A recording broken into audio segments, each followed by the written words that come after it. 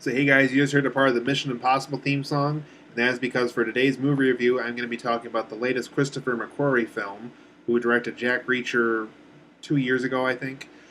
He helmed the new Mission Impossible sequel called Mission Impossible Rogue Nation. This is the fifth installment in the Mission Impossible franchise, and this time around, Ethan Hunt and his team are tracking down a team known as the Syndicate.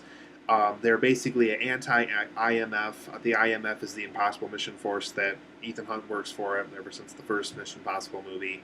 And so this Syndicate team has access to these really top secret computer files, and if in the wrong hands, can cause some serious bad destruction to the world.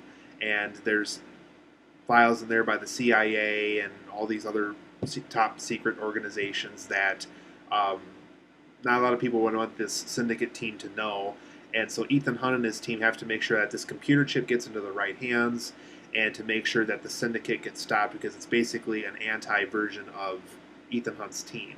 So overall, guys, I really enjoyed this new Mission Impossible movie. For a fifth installment in a franchise, Christopher McQuarrie really made sure to bring something not really fresh and original, I would say, but just he kept it energetic. He kept it well written, well executed, well directed. All things that almost any movie can accomplish with the right director and the right energy um, brought into the production. And Mission Impossible Rogue Nation definitely brings that energy, definitely brings that fresh face to the franchise that I think a new and fifth installment of Mission Impossible needed to continue to be great. So overall, guys, for my positives and negatives of Mission Impossible 5 Rogue Nation, there's some marvelous action scenes here. There's a motorcycle chase that's just absolutely wonderful, absolutely 100% great when it comes to action choreography and how to lay out an action scene, how to film it. There's also a really good underwater sequence with Ethan Hunt's character, played by Tom Cruise again. So just really marvelous action scenes throughout this movie. So if you really love action scenes in your movies, Mission Impossible 5 will do the trick.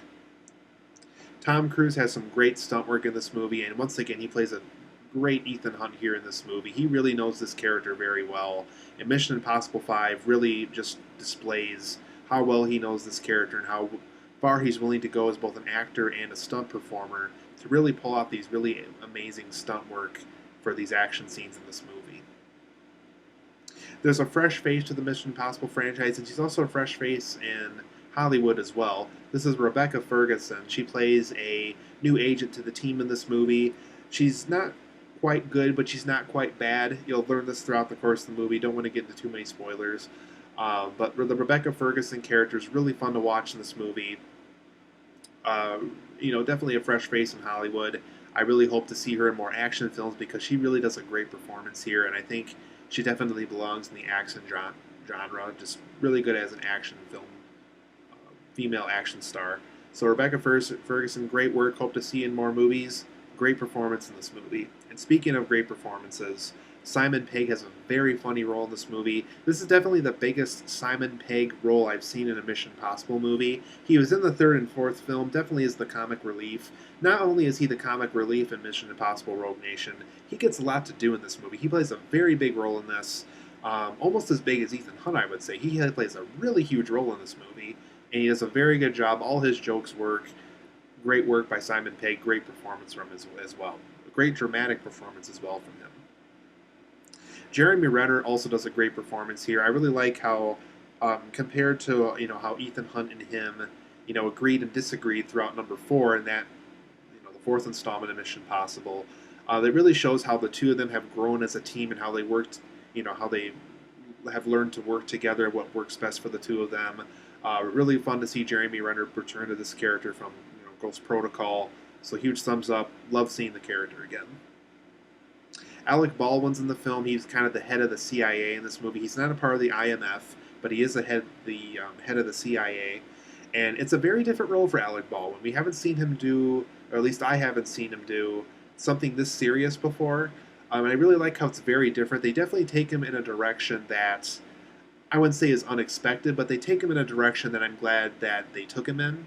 Because there's definitely an opportunity here where they could make it really cheesy for how they could have handled him. But I like the direction they ended up taking him in, so very cool. Like I said, very different role for Alec Baldwin. I like what they did with him here. So quite clearly, Christopher McQuarrie knows how to work with his actors. He's getting great performances out of all of them. And once again, great performance by Ving Rhames. This is the fifth time he's played this character, so he's been in this franchise all along. Very small role in number four, unfortunately, but he has a huge role here that makes up for it in this new installment. So huge thumbs up to Ving Rhames. Very fun role from him again.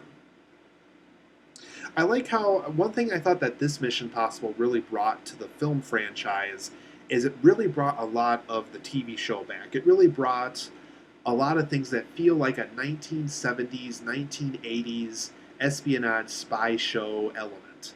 And I like how this film really reminds us that this was a spy show at one point. This really was something that existed before this film franchise existed.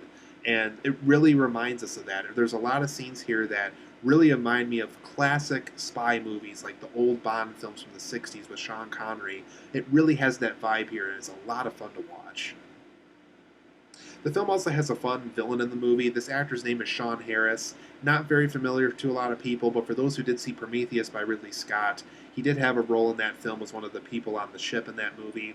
But he has a very good villainous role here. It's definitely a villain where you don't want to mess with the guy just because you know that he could kill you in an instant if he could. So just very good villainous role here from him. I like the voice that he used for the character. Very badass, if you know what I'm talking about. Just a very good villain from him. So huge thumbs up to Sean Harris. Fun villain that he played here in this movie.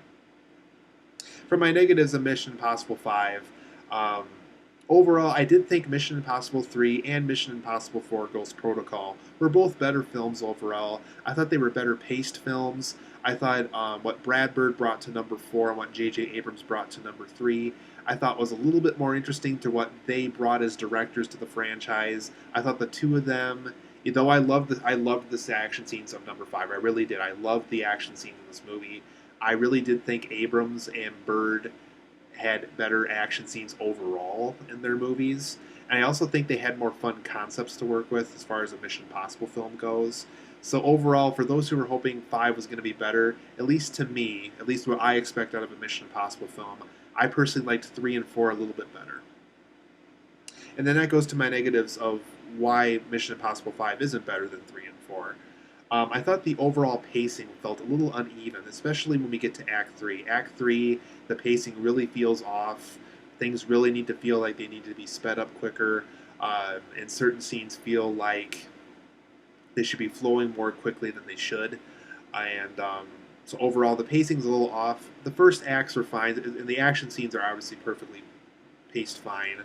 It's really when the film, really starts to focus on storyline, which is also fine, is when the pacing just seems a little off. There's also some subtitling in this film that really didn't feel necessary. I guess the best way to say it, and I guess the best example, is just because it's shown in the trailer for this movie. There's a scene where Tom Cruise is tied up to a pole, and the Rebecca Ferguson character is interacting with these guys who are supposedly not very good with their English, so they're talking in their own main language back and forth. And it's really simplified stuff, too. It's not like it's complex, top secret stuff that they're interacting back and forth with for the subtitles. And then immediately the next second they speak perfect English. Really didn't need those subtitles. I would have been perfectly fine as the viewer. I don't know how everybody else felt, but I would have been perfectly fine if the whole scene was done in English. Don't know why they did it that way, but it's just like, they're not really talking about top secret stuff, so it doesn't make sense why they're doing the subtitle part. Now they're talking in English perfectly fine. Just didn't make a lot of sense. For another negative I had about the movie was the Michelle Monaghan character from 3 and 4, as well as the Paula Patton character from number 4, don't make an appearance at all in this movie. They're actually not even brought up in conversation, unfortunately. I would have really liked to have seen where these characters were at this point in the film franchise's timeline. Michelle Monaghan only had a cameo in number 4, and Paula Patton had a huge role in number 4. But I would have loved to have seen where both characters were when this film was taking place. I guess neither one of them had anything to do with this movie at all. Weren't even brought up. Neither actress had anything to do with this movie. But I really would have liked to have seen a continuation of their characters somehow. And there's some scenes in this movie that really feel cheesy by the time the action scene is done with. The action scene itself is fine, but I guess a good example of this is there's a motorcycle chase, and near the end of it, Ethan Hunt, I meant to say, he's in this crash and he has no helmet on. Basically he has nothing on his body that would have prevented him from getting killed. He would have been killed if this is a real thing, and he walks away perfectly fine. And it's just like, this franchise is good enough and this movie is good enough where we don't need a cheesy conclusion to such a great action scene. But overall, I am going to give Mission Impossible 5 Rogue Nation an 8.5 out of 10. Really wonderful film. I really hope more number 5s and franchises feel like this. It doesn't exactly have to be fresh and original, but it has to be well executed, it has to be well written, and it has to be well directed. And I think Mission Impossible 5 really brings that. So overall, 8.5 out of 10 for me. Huge thumbs up. If you love Mission Impossible, if you love Tom Cruise, it's worth checking out. I definitely would recommend Mission Impossible Rogue Nation.